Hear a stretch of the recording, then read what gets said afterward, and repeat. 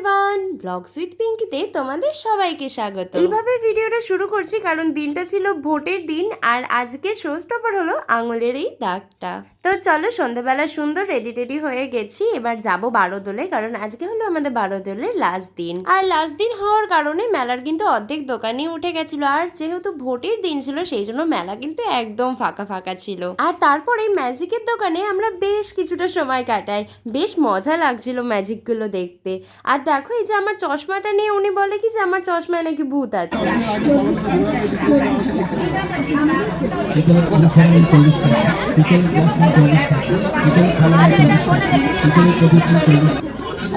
বাচ্চাও রাখতে পারবে বন্ধু এসো।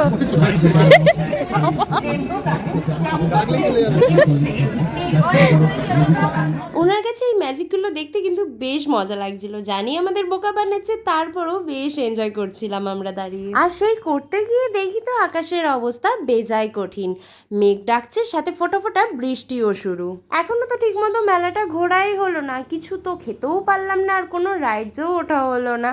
তার মধ্যেই এই যে ঝমঝমিয়ে বৃষ্টি শুরু, আর বৃষ্টির মধ্যে তো সবাই দৌড়ে দৌড়ে পালিয়ে এসে এরকম শেডের নিচে দাঁড়িয়ে পড়ছিল। দেখতেই পাচ্ছ কেমন ভিড় জমে গেছে এই শেডটার নিচে। তো আর কি, মেলা যতটা না ঘুরলাম তার থেকে বেশিক্ষণ দাঁড়িয়ে তো বৃষ্টিই দেখে নিলাম। শেষ দিনের মেলা, ভেবেছিলাম কত কিছু কেনাকাটা করব, বাট তা তো কিছুই হলো না। আর তারপরে একটু বৃষ্টিটা কমাতেই আমরা ওখান থেকে বেরিয়ে আসি আর হাঁটা দিই বাড়ির উদ্দেশ্যে। তবে বারোদোলে যাবো আর ঝড় বৃষ্টি হবে না সেটা কিন্তু ভাবাই যায় না। আমরা তো ছোটবেলা থেকেই দেখছি বিকালের পর যেই বারোদোলে যাব আর তখনই সঙ্গে সঙ্গে আকাশ কালো করে এসে ঝমঝমিয়ে বৃষ্টি। এটা যেন বারোদোলের একটা রিচুয়াল। বারোদোল মানেই ঝড় বৃষ্টি, আর সেটাও কিন্তু ভীষণ মজা করি। আর দেখতেই পাচ্ছ ঠিক কতটা বৃষ্টি হয়েছে, এইটুকু সময় চারিদিকে কত কত জল জমে গেছে। সবাই একদম তাড়াহুড়ো করে রাজবাড়ির থেকে বেরোচ্ছে।